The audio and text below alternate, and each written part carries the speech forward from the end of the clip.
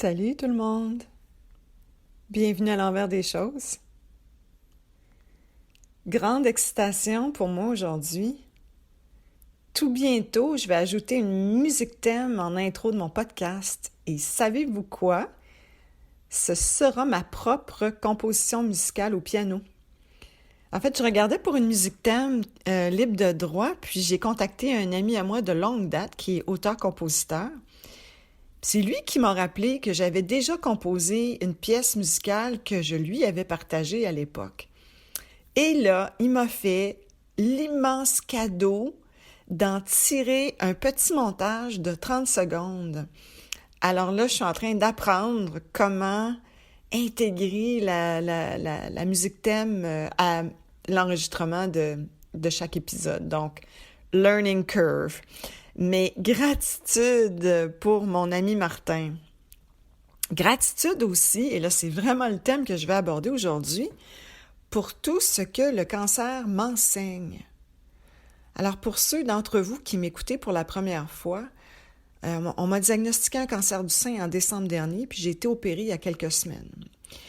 Et je vais entreprendre mes traitements de radiothérapie d'ici quelques jours. Mais hier, j'avais rendez-vous à l'hôpital pour recevoir mon plan de traitement. J'ai donc passé un CT scan. Il devait établir l'imagerie de mes organes internes, mais aussi ça servait à bien localiser la région à traiter. Et les technologues ont procédé au marquage de ma peau sous forme de tatouage. Alors, je vais avoir des tatous, j'ai des tatous, c'est déjà fait, qui sont en fait des petits points de repère de la zone à traiter.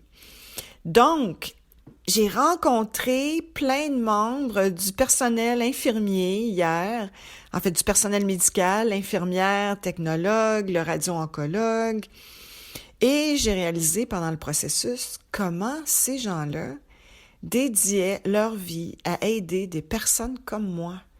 Je suis destinataire de ce cadeau-là. Je reçois en cadeau des traitements dont le protocole est au sommet de la connaissance scientifique à ce jour, afin d'éviter une récidive du cancer. Donc, du coup, à mon tour, en permettant que l'expérience de la radiothérapie sur mon corps soit documentée, je participe à l'évolution de la science. C'est un parfait échange de bons services. Je reçois et je donne. Et vraiment, ça me remplit de gratitude. Par ailleurs, l'autre chose que le cancer m'enseigne, c'est le droit à mes émotions.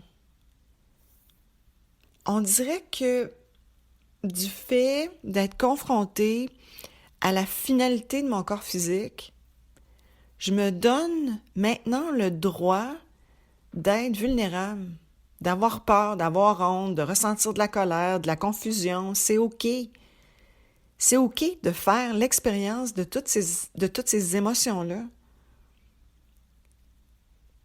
C'est OK de ne pas avoir toutes les réponses. C'est OK de ne pas prétendre être plus forte que ce que je suis en réalité. De cesser de protéger l'image de la fille forte qui se débrouille toute seule. J'ai réalisé que j'ai le droit de demander de l'aide. J'ai le droit de dire, sais-tu quoi? J'ai besoin d'aide. Toute seule, je ne sais pas comment je vais y arriver. Et quand je demande, il y a quelque chose de magique qui se produit. Et là, j'ai envie de pleurer en vous disant ça. Ce qui est magique quand on s'ouvre à l'univers, quand on s'ouvre aux autres, à sa propre vulnérabilité et qu'on demande de l'aide, mais l'univers conspire pour nous la donner. J'ai commencé à demander de l'aide et là, pouf, ça se manifeste, c'est incroyable sous toutes sortes de formes. J'ai envie de vous dire que c'est pas nécessaire d'être confronté au cancer ou à quelque autre événement difficile pour demander de l'aide et admettre sa vulnérabilité. Et savez-vous, c'est quoi le cadeau que je reçois? À cesser de protéger l'image de la fille forte? une plus grande connexion à moi, à ce qui est plus vrai, à ce qui est le plus vrai pour moi. Et du coup, ça me permet d'entrer dans une plus grande ouverture et une plus grande intimité avec les autres, donc plus de connexion. Puis un autre enseignement du cancer, c'est celui de l'importance de la communauté. Particulièrement alors que j'avance en âge, mais aussi beaucoup depuis que je suis confrontée au cancer. J'ai vécu 4 grands déménagements dans ma vie, entre Montréal et Vancouver, et à chaque fois, j'ai dû refaire ma communauté. C'est pas facile de refaire sa communauté. Donc, juste avant de recevoir la nouvelle que j'aurais pas besoin de traitement de chimiothérapie, mais je me suis vraiment demandé comment j'allais m'organiser alors que je vis seule puis qu'on est en pleine période de pandémie.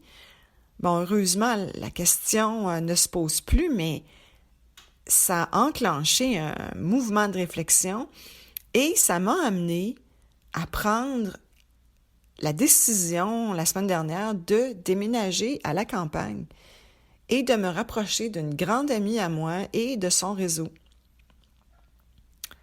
J'ai envie d'être là pour les autres, puis j'ai envie que les autres soient là pour moi. Alors ça, grand enseignement du cancer. C'est surprenant ce qu'un événement difficile peut nous offrir en cadeau. Alors, merci tout le monde d'être là. Si vous avez envie de connecter, m'écrire un petit mot, me partager vos commentaires, n'hésitez pas. Vous pouvez me retrouver sur Facebook. Alors, je vous souhaite une super journée. À bientôt tout le monde.